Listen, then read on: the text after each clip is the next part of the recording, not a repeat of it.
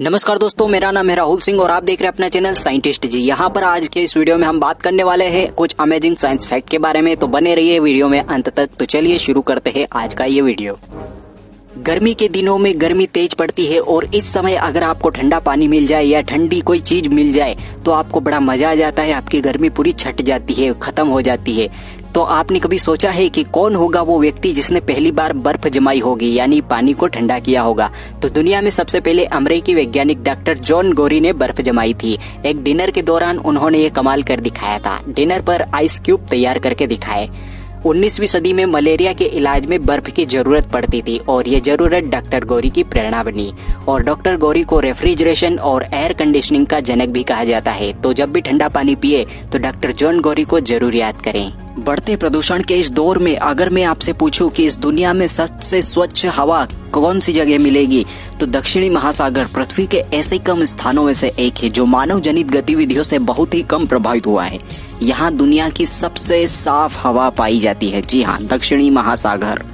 Technology के दौर में हम और आप सब इंटरनेट के माध्यम से जुड़े हुए हैं और हमारा ज्यादातर समय मोबाइल या टेलीविजन में ही बीतता है। अगर हम यहाँ ज्यादा समय बिताते हैं तो हमें इसका एडिक्शन लग जाता है और इसी एडिक्शन के चलते हमारे शरीर में नई नई बीमारियां पनप सकती है। अगर मैं ये कहूँ कि इस टाइम को थोड़ा सा टाइम आप किसी और चीज में लगाए तो आप अपने शरीर को और बेहतर बना सकते हैं, इन बीमारियों से बच सकते हैं। इसकी जगह आप किताबें पढ़ सकते हैं।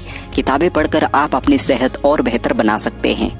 जब आप सड़कों पर यात्रा करते हैं तो सड़कों के किनारों पर आपने अलग अलग रंग के पत्थर तो देखे होंगे। कभी आपने सोचा है कि इन पत्थरों पर जो रंग है ये क्या दर्शाता है? तो चलिए देखते हैं। जो पीला रंग होता है वो नेशनल हाईवे या राष्ट्रीय राजमार्ग को दर्शाता है। हरे रंग का जो पत्थर होता है वो राज्य राजमार्ग को दर्शाता है। काला, नीला या सफेद रंग का जो पत्थर होता है वो यह दर्शाता है कि आप किसी बड़े शहर या किसी जिले में आ गए हैं। और इन्हीं तीन चीजों से एक कंट्री का निर्माण होता है। हमारी बॉडी के अंदर दो प्रकार की रक्त नलिकाएं होती है, जैसे कि एक धमनी होती है और एक होती है शिरा। धमनी में शुद्ध रक्त बहता है और शिरा में अशुद्ध रक्त बहता है। तो जो धमनी है वो हमारे शरीर के अंदर 62 किलो माइल की होती है। एक दूसरे को अगर इनको जोड़ दे तो पूरी पृथ्वी के ये 2.5 चक्कर लगा सकती है। हम अपनी लाइफ में इतना चलते हैं, ये यात्राएं करते हैं। अगर इन सब का औसत निकाला जाए तो एक सामान्य इंसान पूरी जिंदगी में पृथ्वी के करीबन 5 चक्कर लगा लेता है। हम यानी पुरुष अपनी जिंदगी के सिर्फ 6 महीने सेविंग करने में ही गुजारते हैं। बैक्टीरिया के बारे में तो आप जानते ही होंगे। बैक्टीरिया यानी कि जीवाणु जो कि हमारे शरीर में आ जाए तो ये किसी नई बीमारी को हमारे शरीर में लेकर के आते हैं। बैक्टीरिया जो कि हमारे लिए अच्छे भी होते हैं और बुरे भी होते हैं। क्या आपको पता है कि वैज्ञानिकों ने एक ऐसे बैक्टीरिया की खोज की है जो मेटल यानी कि लोहे जैसी धातुओं को भी खा लेता है? आपको आसमानी दानों के बारे में पता है क्या? हमारे स्पेस में ऐसे दानों या राक्षस भी है जो ग्रहों, तारों से लेकर प्रकाश तक को खा जाते हैं, जिनकी पुष्टि वैज्ञानिक हाल ही में कर चुके हैं।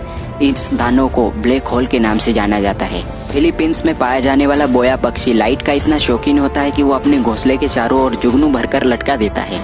क्या आप जानते हैं कि आप अपनी कोहनी को कभी चाट नहीं सकते? मुझे पता है कि आप कुछ देर बाद अपनी कोहनी को चाटने की पूरी कोशिश करेंगे।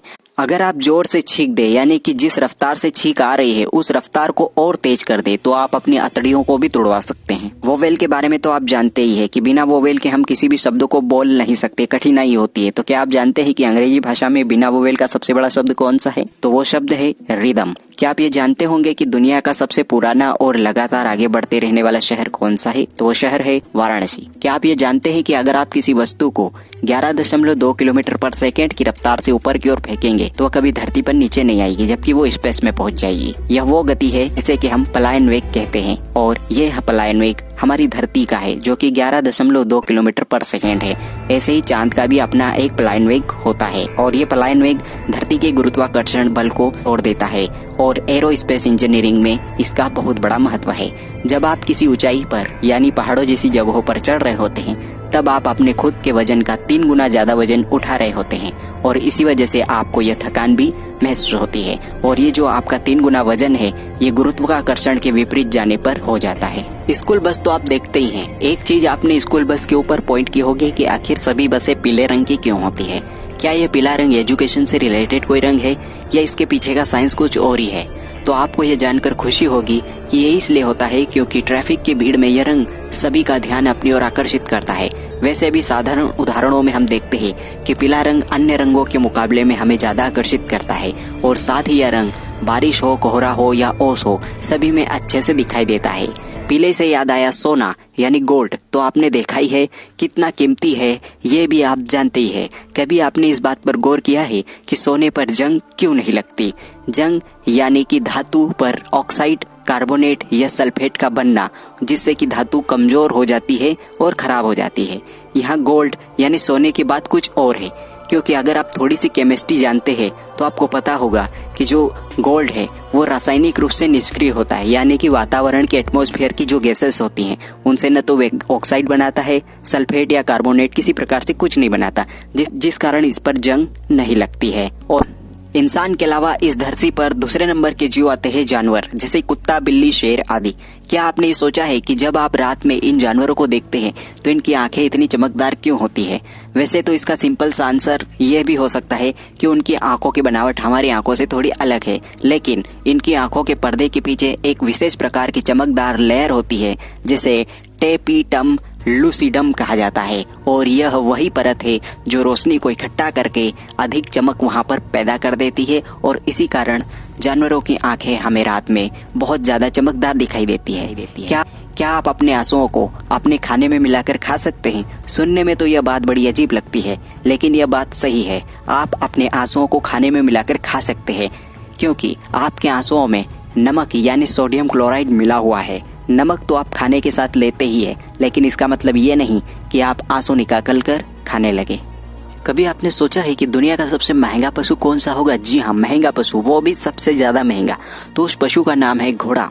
जी हाँ, रेस का घोड़ा, जिसे एक आम इंसान नहीं खरीद सकता। क्या आपको पता है कि जब हमारे देश में अंग्रेज भी नहीं आए थे, तब हमारे भारत में दुनिया का सबसे मजबूत, शुद्ध, कीमती और बिना जंग लगने वाला लोहा हमारे यहाँ लोगों के द्वारा बनाया जाता था, और उस लोहे को पूरी दुनिया में एक्सपोर्ट भी किया जाता था।